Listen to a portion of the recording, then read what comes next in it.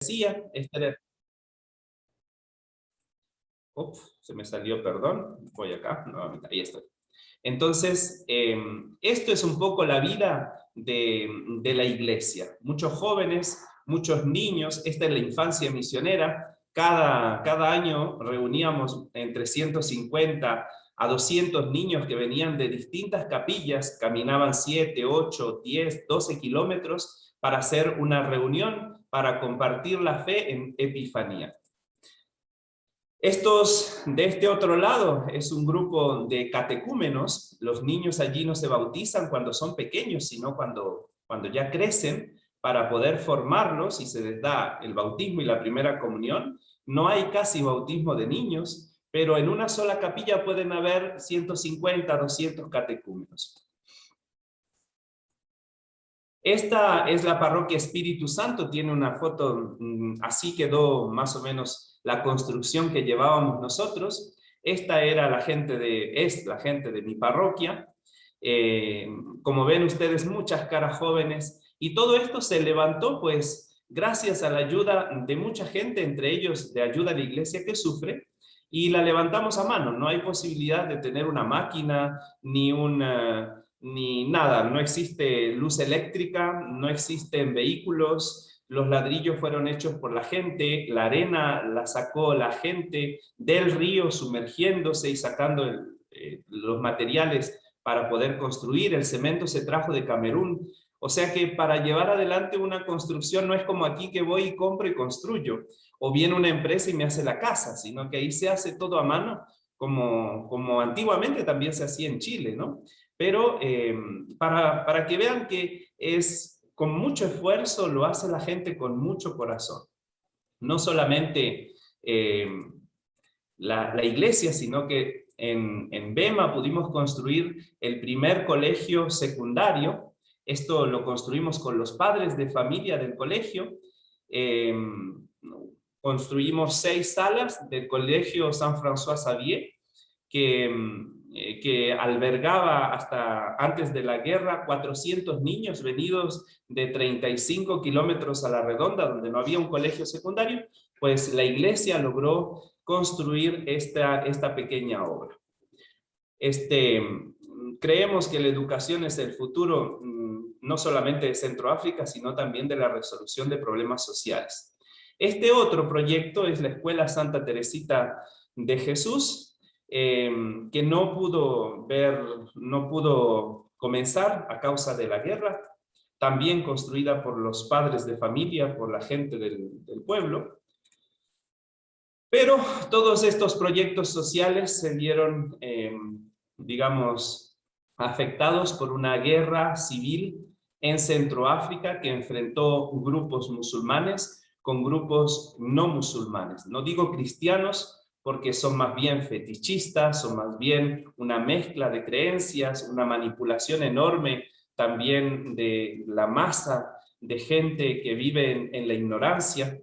Esto es fuera de mi casa. Esta foto, estos son los rebeldes que llegaron supuestamente a liberar de los grupos musulmanes a la parroquia, al lugar de allí de Bema, ¿no? Entonces, son jóvenes, la mayoría, sin instrucción, con sed de venganza, con ganas de robar, y sometió al país hasta el día de hoy en una guerra civil que no termina, gracias a Dios. Ahora hay un poquito más de paz, y a causa de esto tuve que dejar Centroáfrica. Las consecuencias de la guerra: casas quemadas, poblados destruidos, gente escondida en la selva, viviendo por meses. Me tocó ver esto y vivirlo en carne propia durante 5 años antes de dejar Centroáfrica. Ayuda a la Iglesia que Sufre. Esta foto es muy particular porque es un refugio de cristianos. Un refugio de cristianos que huyeron de sus pueblos y se refugiaron al lado de la Catedral de Alindao, en la diócesis que está muy cerquita de Bangasú. Y este refugio fue quemado. Allí murió un sacerdote y murieron muchísimas personas, creemos más o menos unas 500 personas quemadas allí en ese lugar, ¿no? y Ayuda a la Iglesia que Sufre llevó adelante un proyecto de reconstrucción de casas para los sobrevivientes de este ataque. Pero para que ustedes se den cuenta que la Iglesia no solamente ayuda a los cristianos perseguidos, sino que la Iglesia también ayuda a otras personas, incluso podríamos decir entre comillas enemigos, ¿no? Y lo vamos a ver en una foto esta. Este es el seminario menor de Bangassou, el seminario Saint-Louis de Bangassou, que refugió hasta hace un mes, refugió a más de 2000 musulmanes perseguidos por las milicias no musulmanas. Quiere decir que por un lado la iglesia es perseguida, pero por otro lado también la iglesia en estos lugares es refugio de las personas que necesitan. El ser humano es lo más importante. No importa la creencia, no importa la religión, lo que importa es salvar la vida del ser humano por el cual Jesús derramó su sangre. En el 2015, el Papa Francisco visitó Centroáfrica. No sé si ustedes se acuerdan del Jubileo de la Misericordia. Es la primera vez que en estos tiempos, no sé si antiguamente se habrá hecho, pero en los tiempos modernos es la primera vez que un Papa abre una puerta santa en un país que no es Roma, no es el Vaticano. La puerta santa del Jubileo de la Misericordia se abrió en Bangui, en República Centroafricana. En plena guerra, en plena situación difícil, todos le recomendaron al Papa que no fuera, le decían que era muy peligroso. Las Naciones Unidas, junto con la Unión Europea, le dijo que no lo iban a proteger, que tenía que buscarse su propia protección porque no iban a asegurarle al Papa su protección. Los periodistas en el vuelo le preguntaron si no tenía miedo y el Papa les dijo, como siempre, muy con su humor típico, le dijo que si el piloto tenía miedo de aterrizar, que le diera un paracaídas, pero y eso lo seguíamos nosotros desde Centroáfrica. Yo veo estas fotos y me recuerdo, me da un poco de emoción porque yo estaba allí, lo viví. Recorrimos 700 kilómetros en medio de barreras de rebeldes para ir a ver al Papa a Bangui, para encontrarnos con él. Y les aseguro que lo que hizo este Papa, pues no lo hizo nadie. Ni el presidente de Estados Unidos, ni el de Francia. Logró desenclavar una zona musulmana en la cual hacían 5 días habían matado 5 legionarias de María que intentaron llevar comida a sus familiares.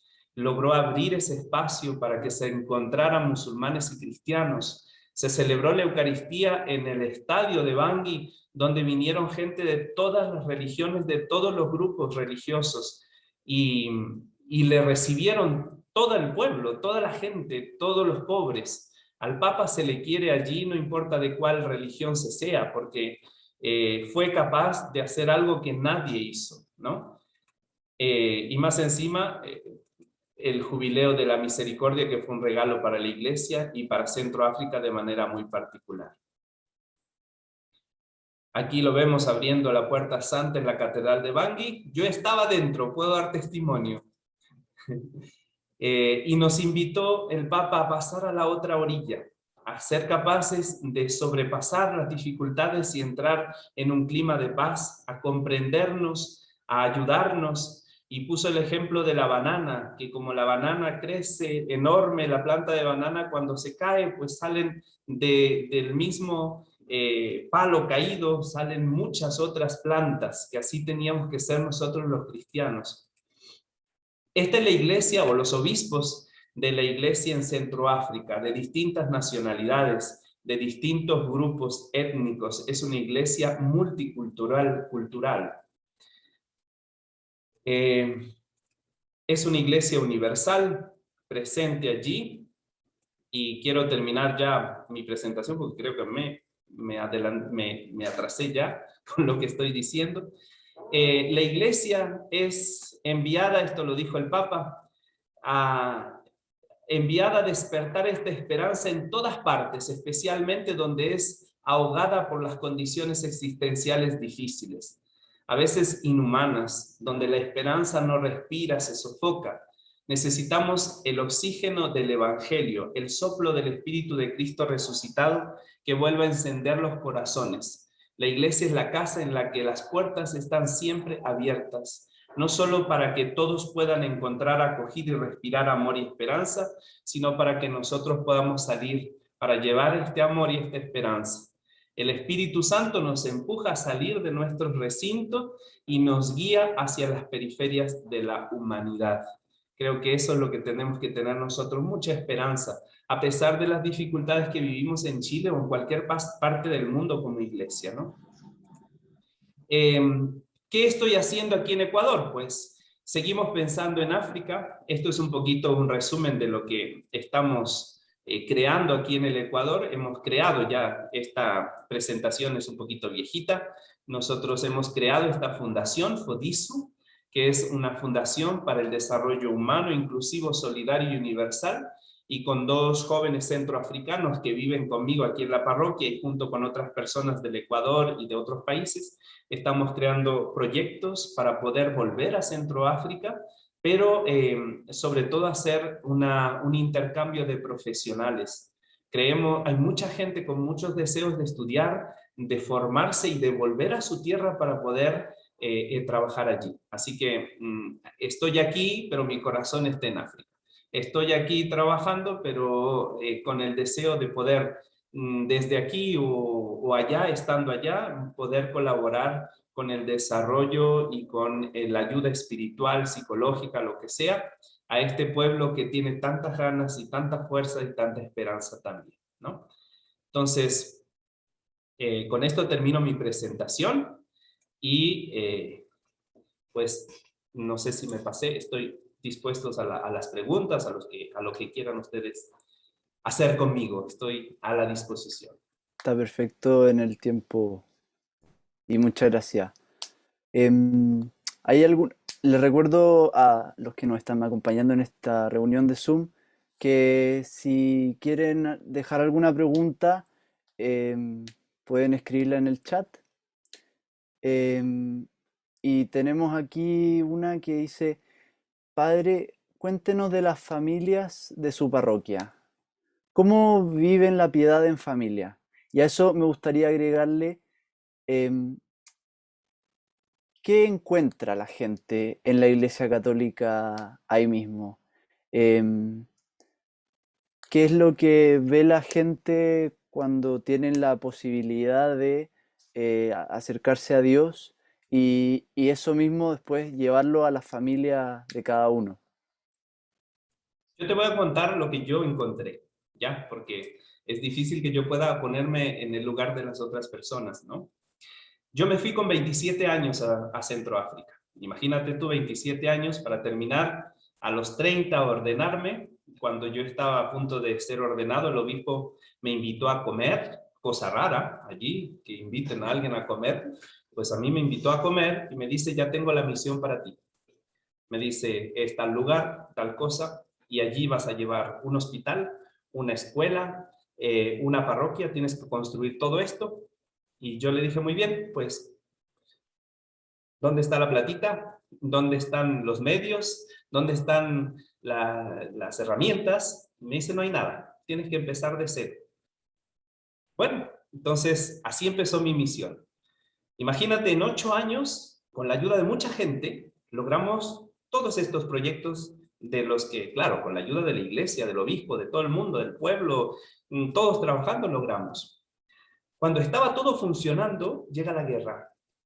Y tuve que huir, por eso yo tengo mucha conexión con ayuda a la iglesia que sufre, porque cuando vino la guerra y estos rebeldes llegaron a mi casa, yo tuve que agarrar lo poco que tenía, atravesar el río, que lo veías ahí en una fotito, atravesar el río y encontrarme con el pueblo que ya había salido días antes. Yo me quedé en el pueblo y dije: bueno, yo soy pastor, soy cura, no me puedo ir. Hasta que no se vaya el último del pueblo, yo no me muevo. Se fueron todos y la última piragua que atravesó el río era la mía. Yo iba también hacia donde estaban los refugiados. Cuando llegué, cuando iba en el río y yo escuchaba los tiros, veía el humo detrás de mí, escondido en la piragua, atravesando el río, yo me preguntaba, ¿qué estoy haciendo acá? ¿para qué vine? ¿Qué, si no estoy haciendo nada? O sea, todo lo que me creía el superhéroe, pues todo se vino abajo. Todo está destruido. ¿Para qué sirve? Cuando yo llegué al otro lado, vino la gente de mi parroquia y me dice, Padre, qué bueno que estás con nosotros. Ahí entendí yo qué significa cuando a uno le dicen Padre. Sí, entendí que no eran las construcciones, que no eran las cosas, sino que era padre de ese pueblo, que era padre de esa gente. Y como padre, pues esa era mi misión, esa era mi tarea, ¿no? Entonces, ¿qué encuentra uno en la iglesia, en Jesús? La verdadera vocación de cada uno de nosotros. La vocación de ser lo que tenemos que ser, de ser felices, ¿no? Ahí comprendí lo que significaba poner los pies en la tierra.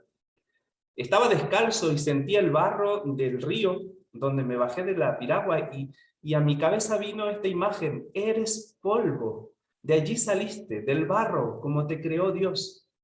O sea que lo único que yo tenía en ese momento era sentirme humano, de polvo, como somos, pero a la vez amado enormemente por Dios, con una vocación que me daba Dios, de ser padre de ese pueblo, ¿no? Se vive la fe así. La gente la vive de una manera sencilla a través de los acontecimientos. Y te cuento esto porque en ese mismo momento que yo ponía los pies en el Congo como refugiado, también me preguntaba y digo, ya, está bien, eres padre de este pueblo, eres todo tierra, polvo, no sirves para nada, pero aquí estás, Dios te está contigo. Pero yo digo, ¿y para qué entonces la iglesia? O sea, nadie me escucha, nadie me ve, o sea, yo aquí me muero solo y se acabó. Y me llega, por eso digo esto de las tecnologías, a mí me gusta mucho, porque me llegó un WhatsApp en ese mismo momento. Me cayó un WhatsApp y era de Magdalena Lira, la que es presidenta de Chile. Era, en ese tiempo trabajaba como reportera, como eh, allí en Ayuda a la Iglesia que Sufre, y me dice, padre, mira, por un contacto, yo soy Magdalena Lira. ¿Cómo estás? Sabemos que estás en Centroáfrica. Ella no sabía que yo estaba refugiado. No sabía que yo había vivido todo esto que te estoy contando. Fue para mí el momento de decir, de contar lo que me estaba viviendo. Le digo, mira, no sabes, justo me llega, no sabes lo que estoy viviendo, papá, y todo, le conté todo. Y me dice, padre, cuenta con nuestra oración. Y ahí yo descubro otra cosa, que lo importante en la iglesia es la oración. Y eso sostiene al misionero, y eso sostiene a la gente. O sea que lo que ustedes van a hacer este domingo es decir, vamos a rezar por los perseguidos, no sé dónde, pues les aseguro que es real, es verdadero. Se vive, lo vivimos cuando somos perseguidos. De una iglesia que ora por ti, y esas palabras llegan al corazón de una persona, se los aseguro. Pero no solo quedó allí, se armó una cadena de amor, porque Magdalena Lira llamó a Alemania, de Alemania llamaron no sé a dónde, y la cosa es que el domingo, de ese, yo, era un día viernes que estaba en el Congo, el domingo el Papa por la ventana del Vaticano dice, oramos por los cristianos perseguidos en Centroáfrica. Y yo digo, wow, ahí comprendí lo que es la iglesia. Y ahí todas las cámaras, pum, volvamos a Centroáfrica, ¿qué está pasando? Y los cristianos del mundo dicen, a ver qué pasó en Centroáfrica, ¿por qué el Papa lo dijo? Eso lo viví. Ahí entendí el sentido de muchas cosas. ¿Cómo se entiende esto? Pues viviéndolo. Y lo tenemos que aprender a vivir también en Chile. Aprender a descubrir que la iglesia tiene una misión, que cada uno de nosotros tiene una misión y que Dios quiere que abramos los ojos a esa misión que tenemos todos. No sé si respondí. Bueno, dije algo. Claro, completamente. Em, Otra pregunta que hago a partir de algunas que hacen en el chat y un poco de mi cosecha también. em, con respecto a esto mismo, muchas veces puede volverse lejano oír un testimonio, oír una realidad que, claro, a la vista es muy distinta em, y tan distante. Chile de Centroáfrica quedan a un océano y varios países de distancia. Y caemos en comparar ambas realidades. Comparar personalmente la realidad de Santiago, la universidad y ver las imágenes en las que claramente se nota una diferencia. Y muchas veces, también conversando con compañeros, con familia, uno puede, puede llevar a cierto desánimo. Claro, ¿por qué no estoy allá ahora? ¿Por qué no estoy dando mi vida en África, donde realmente se necesita? Entonces, ¿qué nos diría para, en el fondo, que no exista ese desánimo, que al contrario nos animemos de estar donde cada uno está también? Yo pienso que es muy importante poder abrir los ojos, ¿ya? Porque a veces nosotros somos los que estamos confundidos, no Dios. Nosotros nos confundimos mucho pensando en que las ideas que nosotros tenemos, los proyectos que nosotros tenemos, lo que nosotros quisiéramos, es lo mejor. Pero no siempre es así, ¿no? O yo como quisiera estar en Centroáfrica hoy, pero sé que no tengo que estar allí. ¿Por qué? Porque las circunstancias se dan para que hoy esté en Ecuador. Y estoy aquí en Ecuador y voy a sufrir cuando tenga que dejar aquí en Ecuador. Y estoy metido en proyectos, en cosas, con jóvenes, con no sé cuántas cosas aquí en mi parroquia, en el colegio. Aquí me quiere Dios. Es abrir simplemente los ojos para descubrir que aquí me quiere Dios y me quiere por algo. Y si quiere que yo vuelva a África, pues lo va a hacer. Y entre más cabezón sea el Padre, más cabezón será Dios en esto. Y así con todos nosotros. O sea, lo que decimos de la providencia, lo que decimos y lo estudiamos como cristianos, ¿no? Que se haga la voluntad de Dios, que lo decimos tanto en el Padre Nuestro, hay que ponerlo en práctica. Dios me quiere aquí, aquí con mi familia, no me quiere en África hoy, pero quiere que mi corazón sea católico como lo es, ¿no? Desde el bautismo soy católico, por lo tanto quiere decir universal. Yo quisiera estar en África, qué bueno, pero Santa Teresita, patrona de las misiones, quería ser todo, quería ser la campana, quería ser todo en la iglesia, quería ser cura, quería dar su vida, quería... Ese es un corazón misionero, pero Dios la quería en un convento rezando. Bueno, a cada uno de nosotros nos quiere Dios donde nosotros estamos. Y descubrir eso nos hace felices. Porque Dios no crea a alguien inútil. Todos somos útiles en el lugar que estemos. Y nos dio una inteligencia tan grande para poder abrir nuestros ojos y descubrir que podemos hacer tanto bien como si estuviéramos en África, ¿no? Entonces, simplemente pues abrir el corazón a eso y poder vivirlo con mucha sencillez. Y cuando se dé la oportunidad, pues me voy. Yo me acuerdo que cuando se me presentó a mí la oportunidad de ir a África, dijeron, ¿quién quiere ir a África? Yo levanté la mano. No sabía para dónde me iba a ir. Después dice, no, en serio, ¿quién se quiere ir a África? Yo volví a levantar la mano y dije, yo sí, me iría. Y después un sacerdote me dice, mira, ¿sabes qué? Un obispo necesita sacerdotes. Yo en ese tiempo había terminado la filosofía en Chile y estaba en un encuentro misionero. Y yo digo, sí, yo me iría. Y así se dio. Me fui. Me dijeron, es Centroáfrica, tal lugar. Yo no sabía ni qué era Centroáfrica, si era una región, si era un país, qué era.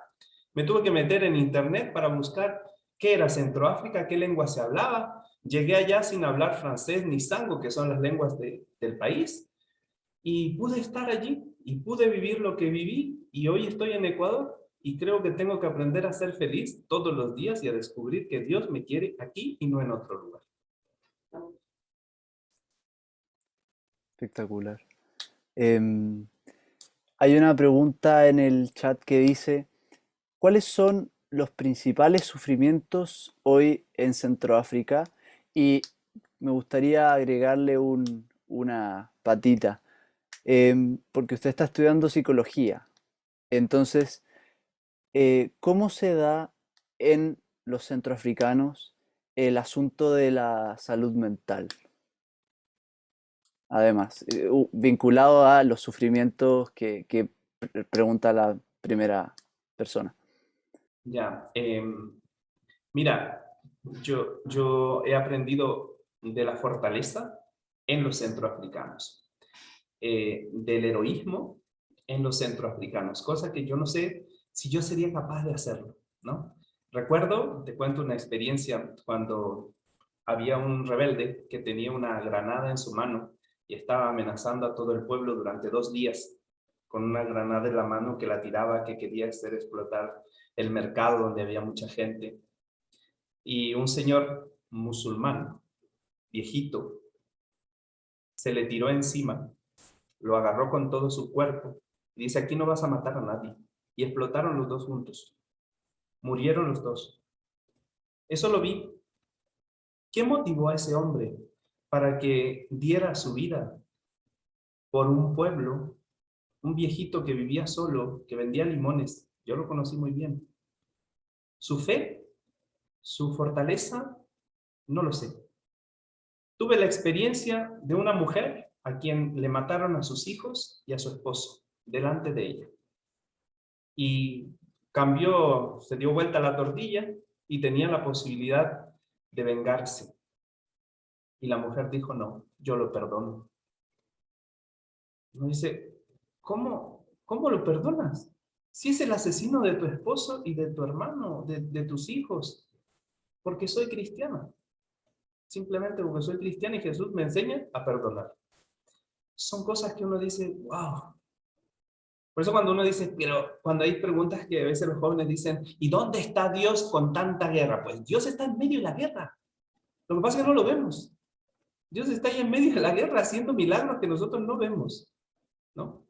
Eh, y en cuanto a la cuestión psicológica, te puedo decir que eh, es un temazo para mí. O sea, no podría aquí yo terminar, porque yo me vine justamente por eso. En el colegio, yo era director del colegio San François Xavier, y se me pidió retomar el colegio en medio de la guerra con alumnos que habían sido rebeldes y con alumnos que habían sido víctimas de estos rebeldes, todos juntos en una sala. Y yo me sentí incapaz y se lo dije al obispo, no tengo las herramientas. Y le pedí y le dije, pues yo estoy en una situación muy particular, ¿no le parece que me puedo ir a estudiar esto, a prepararme con herramientas necesarias para poder volver y lograr meterme en todo el trabajo que hace la iglesia de volver a unir el tejido social en el cual los niños que fueron guerreros vuelvan a vivir como niños y no como guerreros? Los niños juegan a la guerra, juegan a matar. Eh, y poder trabajar en eso, pues es mi deseo. Espero que Dios me dé vida y salud, pero con esto de la pandemia, pues ya no sé si no me quedaré por aquí enterrado en algún lugar, pero ya sé que al menos hay otros que vibran con este deseo de trabajar especialmente con los niños y jóvenes que han vivido una situación tremendamente difícil en tiempos de guerra, ¿no? Entonces, pero el ser humano es maravilloso. El ser humano es capaz de las cosas más elevadas en cuanto a virtud, hasta las más bajas. Entonces, estamos en esa. Y ahí está la lucha nuestra, de todos los cristianos, de no estar del lado de lo más bajo, sino de lo más alto, que es a lo que nos invita Dios. Y ahí está Dios, dándole batalla con todos nosotros.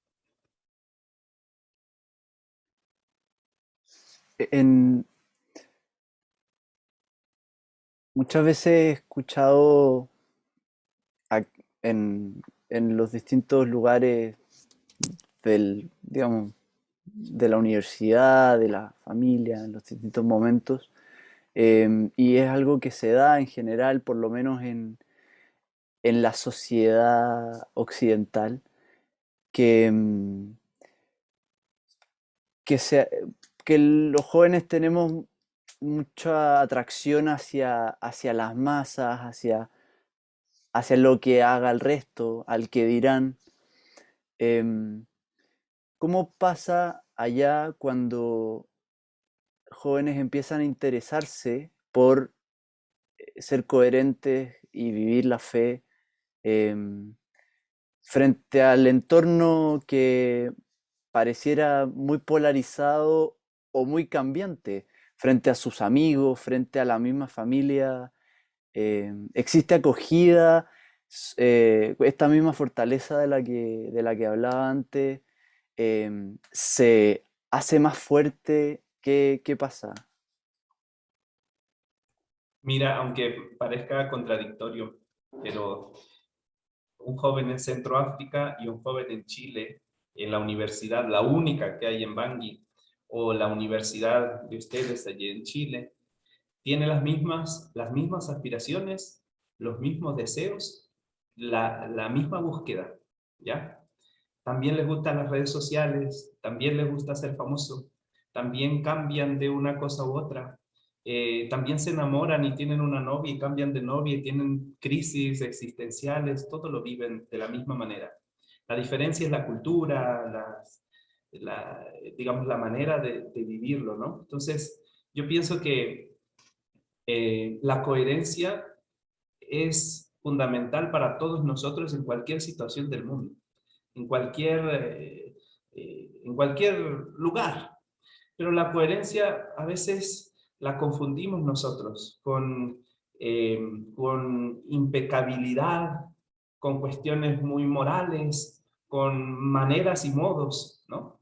Y la coherencia aquí es aceptar a Jesús como cristianos, ¿no? Aceptar a Jesús y que transforme nuestra vida y que entremos en un camino de conversión que puede llevar muchos años. La coherencia va por aceptar a Jesús realmente y vivirlo en ese proceso. A veces nosotros somos muy exigentes con nosotros, con todos. Queremos ser, nos hacemos una imagen de una persona, queremos ser esto y no alcanzamos y nos desanimamos y vivimos nuestra vida como apagosa, porque no alcanzamos a ver eso tan alto. Quiero ser como el santo no sé qué, pero ese santo vivió hace tantos años, ¿no? El Papa lo decía en la encíclica que escribió sobre la santidad. Los santos de la puerta del lado, no sé cómo decía, los raros. Tenemos ejemplos, Carlos Acutis, tenemos ejemplos de gente que vivió su fe con toda autenticidad y viviendo lo que tiene que vivir como jóvenes, ¿no?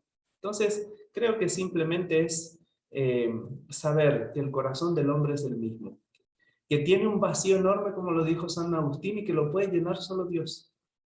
Y el resto se llena de luz. Los noviazgos, las redes sociales, los bailes, las fiestas, todo se llena de luz cuando le dejamos a Jesús entrar en nuestro corazón.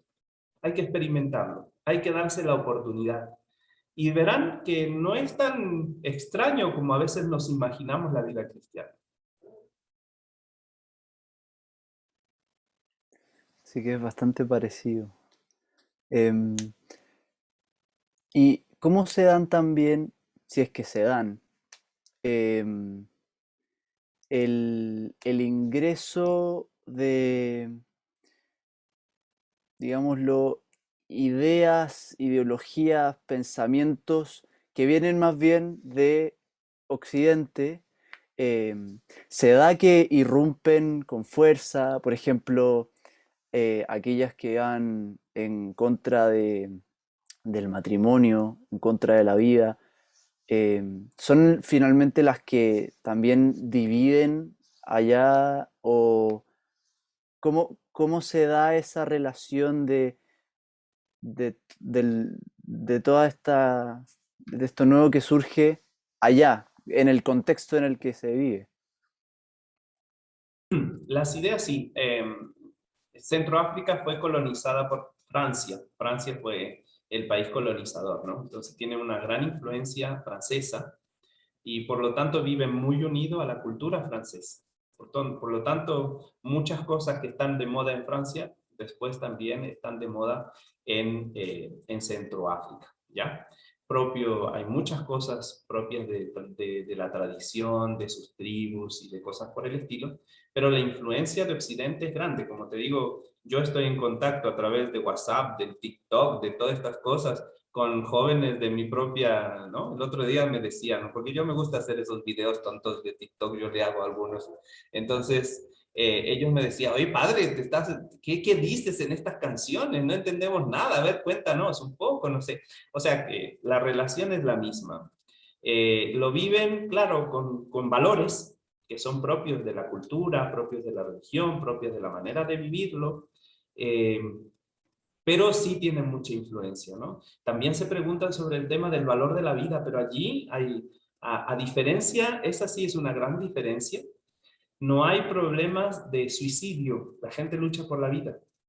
No hay problemas o sea, el aborto no se piensa y las mujeres quieren tener muchos hijos porque saben que se les va a morir la mitad en medio de la vida, porque hay muerte infantil enorme y la primera causa de muerte es el paludismo. Eh, Se casan muy jóvenes, ¿no? Y existe la poligamía, entonces hay mucha infidelidad también. Los jóvenes también tienen novia, cambian de novia, andan con unas, se pelean con las otras en unos líos tremendos. También existe eso. Viven exactamente la misma realidad que vive cualquier joven, ¿no? Pero sí es muy grande la influencia y también se preguntan sobre lo mismo. Cómo defender la vida, cómo comprender el aborto, cómo entender. Muchos de los jóvenes hoy no se plantea la poligamía como se la planteaban sus antepasados. Hoy dicen, ni loco, me caso con 2 mujeres y con una ya estoy hasta aquí, pues me caso solamente con una. Y si me caso, también existe la unión libre, ¿no? En fin, es mucha la influencia de Occidente, ¿no? No es tan cerrada, no es una cultura musulmana, como te dije, es un país que tiene una mezcla enorme de culturas y también de una fuerte influencia de Francia sobre todo. Entonces, es muy parecido al pensamiento nuestro, más que un pensamiento así muy complejo, distinto, ¿no? Eh, sí son poco tolerantes, por ejemplo, al tema de la homosexualidad, aunque ya está entrando también allí, pero en muchas tribus es pena capital, no tanto en la capital del país, sino en los lugares más apartados. Pero sí, todas estas ideas llegan allí, pero sí, la gente también es como que muy permeable, la juventud sobre todo es muy permeable a todas las ideas que pueden llegar, ¿no? En ese sentido, ¿qué tanto daño puede provocar la acción desde fuera? Que muchas veces vemos grandes organismos decidiendo sobre estos países. em, ¿Qué pasa finalmente desde adentro? A eso iba un poco también mi pregunta. Todas las ideas venidas desde fuera, ¿cuánto daño por no estar ahí dentro y por realmente estar desconectados de una realidad? Mira, con esta pregunta yo soy un poco crítico, ¿no? Muy crítico a las Naciones Unidas. No sé si capaz que alguien trabaja en las Naciones Unidas, no lo sé. Pero en República Centroafricana, las Naciones Unidas es un organismo totalmente corrupto. Alimenta la guerra, ¿no? Por darte un ejemplo. En los lugares donde se logra construir la paz y que lo hace la iglesia con todo, con gestos, con no sé cuántas cosas, con encuentros, ellos vienen y alimentan con dinero a grupos rebeldes para que vuelva a surgir la paz, vuelva a surgir la guerra, porque los contingentes que están allí están ganando dinero de la ONU. Entonces, por cuestión de dinero, siguen alimentando la guerra para no dejar al país solito que arregle sus cosas, ¿no? De la misma manera Francia, de la misma manera ahora se metió Rusia y están allí manejando todo ahí tengo un bichito acá, manejando todo lo que es la cuestión política. La guerra ha sido una manipulación política de potencias. Ahí hay una influencia de Francia, hay una influencia de Rusia, hay una influencia de Estados Unidos. No es por casualidad que surgió la guerra.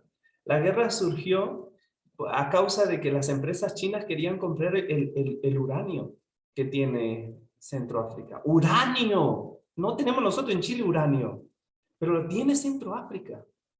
Tiene petróleo, tiene coltán. Todos los celulares del mundo tienen este metal que se llama el coltán. Centroáfrica lo tiene. Entonces, les conviene tener al país en guerra para que todos los minerales que tiene la tierra no lo exploten. Tú dices, ¿cómo puede ser esto? Y es real, ¿no? La visión del centroafricano tiene una furia. Yo me recuerdo que la primera vez que entré a Centroáfrica me dio un miedo. Todos esos negros con una cara que aquí a qué vienes, por ser blanco, porque yo soy blanco. Blanco, si yo soy más negro, yo en Chile yo soy moreno, pero ahí era blanco y era venido de países que me están haciendo daño, que me están metiendo guerra en medio, ¿no? Eso es esa es la particularidad de estos países que se sienten aún esclavos. La esclavitud que uno dice ya fue abolida. Pues las nuevas esclavitudes existen. Y existen en estos países más pobres, en los cuales se manejan como se quiere, ¿no? Por estas potencias, por estos grupos, por estas multinacionales, por estar bien con este, porque puedo aprovechar los recursos naturales donde el hombre no vale nada. Donde una empresa china viene a sacar los diamantes, diamantes tiene Centroáfrica, viene a robarse los diamantes y tiene un espacio en el cual ponen todas las leyes que ellos quieren y se arreglan con el gobierno para hacerlo. Entonces, la gente de a pie, el centroafricano, el joven universitario, crece con una rabia por dentro con respecto a los países más ricos, ¿no? Y bueno, gran tarea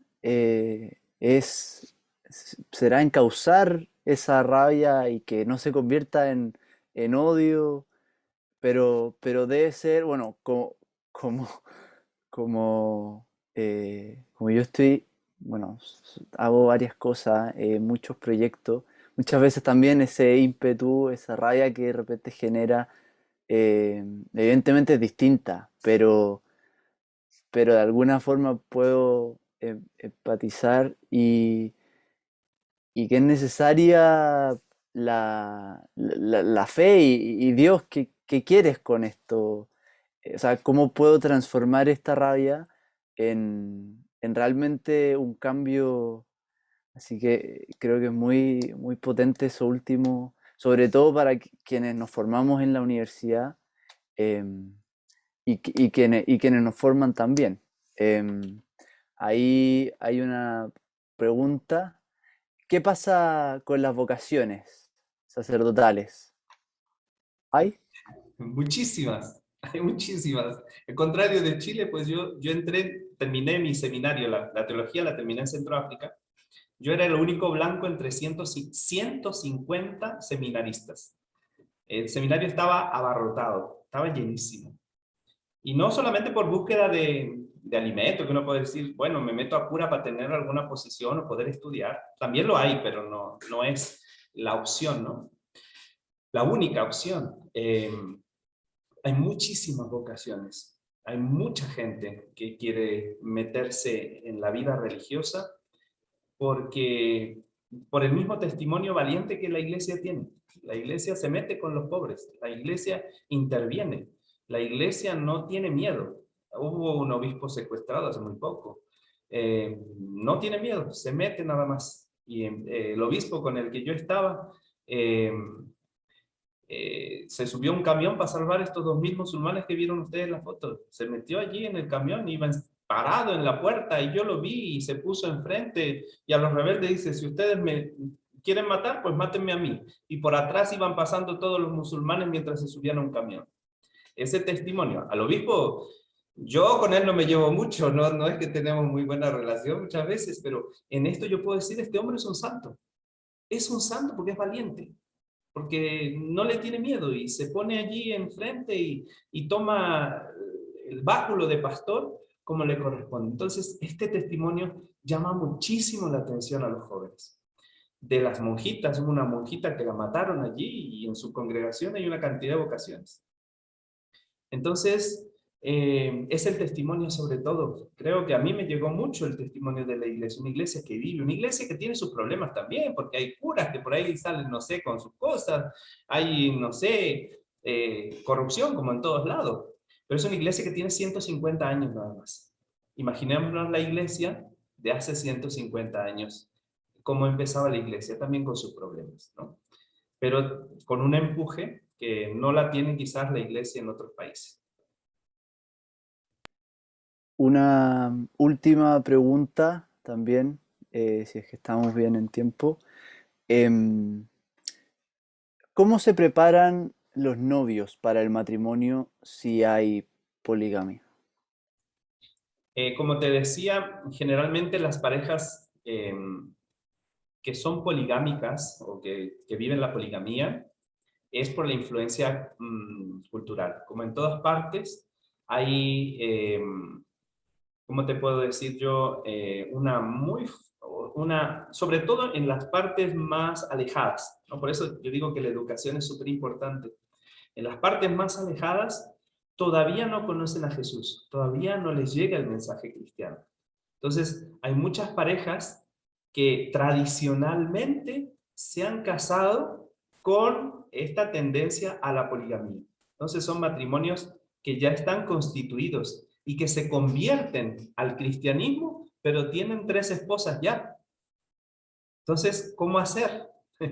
En ese caso, la iglesia tiene todo un instrumento, como es la iglesia muy metódica, con sus leyes propias allí en Centroáfrica, para acompañar a estos matrimonios, para que el esposo, si es cristiano y la primera esposa es cristiana, entonces poder que estos dos cristianos pues tengan matrimonio cristiano y las otras esposas puedan quedar libres, pero es todo un acompañamiento personalizado, con mucha paciencia, no se les discrimina, son parte de la iglesia. Yo tenía lectores polígamos, tenía cantantes polígamos en la iglesia, porque es lo que se tiene, lo que uno encuentra cuando llega a un pueblo donde no han recibido el mensaje cristiano, ¿no? Entonces, el acompañamiento es muy personal, pero la influencia hoy de los jóvenes en general es hacia los matrimonios monogámicos, o sea, tener simplemente una mujer. Por la misma situación económica, por la misma situación, antes la poligamía en las tribus era considerada como una posibilidad social, porque las mujeres trabajaban en sus distintos campos y el hombre les daba protección a las mujeres y vivían entonces cada uno en su casita con un hombre que les cuidaba, ¿no? Entonces, pero hoy los hijos necesitan, ya no son una mano de obra, sino que son personas que necesitan educación, en fin. Entonces, va cambiando también la cultura y la influencia cristiana pues ha sido muy grande también, ¿no? Entonces, sí va cambiando poco a poco, pero hay mucha misericordia, mucho acompañamiento, muchas conversaciones, muchos. Yo tengo aquí mi mate, pero allá se toma otra cosa. Bueno, a tomarse una copita, sentarse, comer una cosa, pasar la tarde juntos, sentarse al lado del fuego y que te vayan preguntando y cómo hacer esto, cómo podría yo hacer, de qué manera, ¿no? Todo un acompañamiento muy personal que se tiene que hacer. Así se acompañan también a los novios. En el colegio, pues me tocaba a mí acompañar a los jóvenes cuando empiezan toda la cuestión hormonal y empieza a salir con una, que se fue con otra, que no sé qué, que es virgen, porque ya la virginidad es una cosa, pero que se tiene que cuidar como tesoro, y entonces si una chica pierde su virginidad, se arma un lío de aquellos, e intervenir, estar allí, acompañar, enseñar, en fin. Pero hay mucha apertura. Yo les dije, llegué como un blanco allí, pero me sentí después más negro que ellos. En medio de ellos como si fuera uno más. Y viví la experiencia de que me hubieran aceptado como yo era y ser parte de ellos. Hasta hoy me siento un poquito centroafricano, aunque no se enojen ustedes allá, pero me siento a veces más centroafricano que chileno. La verdad es que está completamente justificado eso último. em, y, y nada, realmente yo creo que no hay palabras para agradecerle que el testimonio. Bueno, realmente muchas luces para los que somos universitarios, para los que están en el entorno también de la universidad, de las familias, los profesores, y todo el mundo relacionado con eso. Bueno, y esto no se hubiera dado si no hubiera sido por, gracias a ayuda de la iglesia que sufre, que también me dicen por interno que hacen mucho, es recordar que trabajan en muchos proyectos como los que mencionaba el padre, y que realmente hacen que la iglesia sea universal. Y también agradecer a Capellanía de la Universidad que nos da estas instancias para poder compartir. Cualquier cosa sobre los proyectos de ayuda a la iglesia que sufre, ellos tienen una página web con toda esta información. Y bueno, nada más que agradecer y que estén todos muy bien. Muchísimas gracias, padre, y que le vaya muy bien en los estudios y pueda Muchas volver. gracias. Muchas Gracias, gracias. padre. Muchas Muchas gracias, gracias. padre. Y espero, miren, en 2 años me voy a Centroáfrica, a ver cuántos de ustedes se animan y nos vamos juntos. Así que ya lanzo ahí la idea. Feliz, feliz. Muchas gracias, padre. Muchas gracias. Gracias, padre. Adiós. Gracias, Adiós. padre Giovanni. Gracias. Gracias. Se Mucho pasó. gusto, muchas gracias. Mm.